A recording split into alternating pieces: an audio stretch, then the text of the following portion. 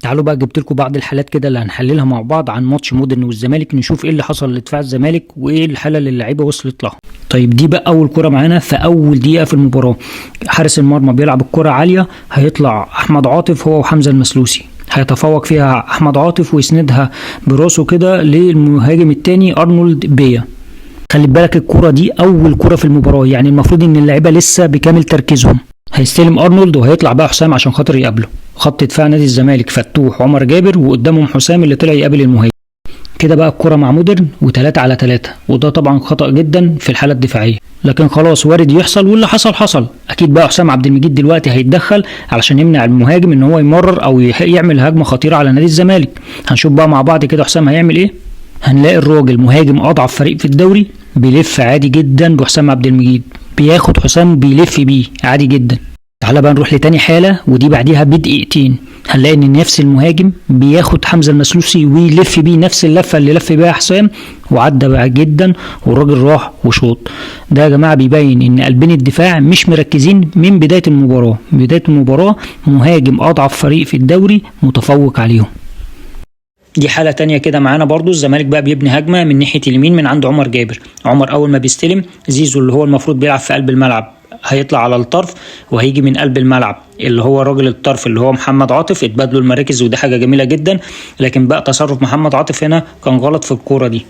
ليه بقى؟ عمر جابر هيتحرك تحرك نموذجي، هيسحب اللعيبه، المفروض ان هو هيطلع في نص الملعب. المفروض كان على محمد عاطف ان هو لعب الكره تاني لعمر جابر بكعب رجله، او على الاقل لعب ببصال دونجا ودونجا اداها لعمر جابر، لكن هو ما عملش كده واختار الحل الاصعب. دي هجمه برضو كده من ناحيه اليمين، بوريك بس ان لما الزمالك بيلعب الكره من لمسه واحده واللعيبه بتتحرك لبعضيها الزمالك ممكن يعمل خطوره جدا، والكره دي للاسف ما حصلتش غير مره واحده في المباراه، هي الحاله دي اللي انا جايبها لك. دي كرة كمان بتأكد لك ان اللعيبة كانوا خارج التركيز تماما. كرة زي دي المفروض ان احنا بنلجأ للضربات الثابتة لما بيكون المستوى قليل في المباراة علشان يعني نخلص منها بهدف ولا حاجة، فالكرة بتيجي للاعب في ال6 ياردة ما معهوش حد خالص، ما معهوش حد، وبيطلعها زي ما انتم شايفين كده. دي كرة كمان هتشرح لك ان نادي الزمالك كان عنده مشكلة في البيلد اب. حسام عبد المجيد هيلوم على فتوح ان هو ليه ما طلعش بالكرة او ما لعبش لحد من الخطوط الامامية، فده هيبقى رد احمد عليه ان هو مش لاقي حد يلعب له. دي كمان حالة بتبين دفاع لنادي الزمالك. احمد عاطف بيستلم الكرة على الخط، احمد فتوح بيقابله، مصطفى شلبي ملتزم بالمدافع اللي المفروض هيهاجم من منطقة احمد فتوح، ودونجا معاه لعيب من نص الملعب. هنلاقي بقى هنا احمد عاطف بينجح يلعب الكرة للاعب بتاع نص الملعب اللي عليه الدايرة دوت، ودونجا بيسيبه ويقف مكانه ما بيكملش، وهنلاقي شلبي عادي مكمل مع المدافع بتاعه. فتوح هيغلط طبعا ان هو هيروح يكمل ورا الكرة، شلبي كمان المدافع هيضحك عليه وهيقول له يا شلبي انا مش هروح اهاجم وهفضل في مكاني، وكمان يا عم ده انا راجع اهوت، تعالى كمان انت كمان معايا. فالراجل هيصدقه وهيقف على كده وهيقف يتفرج.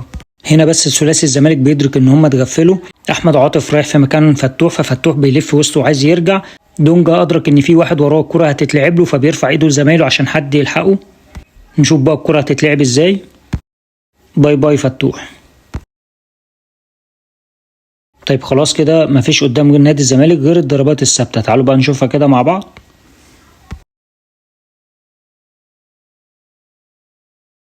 احنا بقى بنتكلم هنا عن مين؟ زيزو وشيكابالا. لا اللعيبه مش مركزه خالص نهائي. الكره دي بقى هتوضح لك اهميه اللعيب يكون مركز في المباراه، وعايزك هنا تركز على عمر جابر.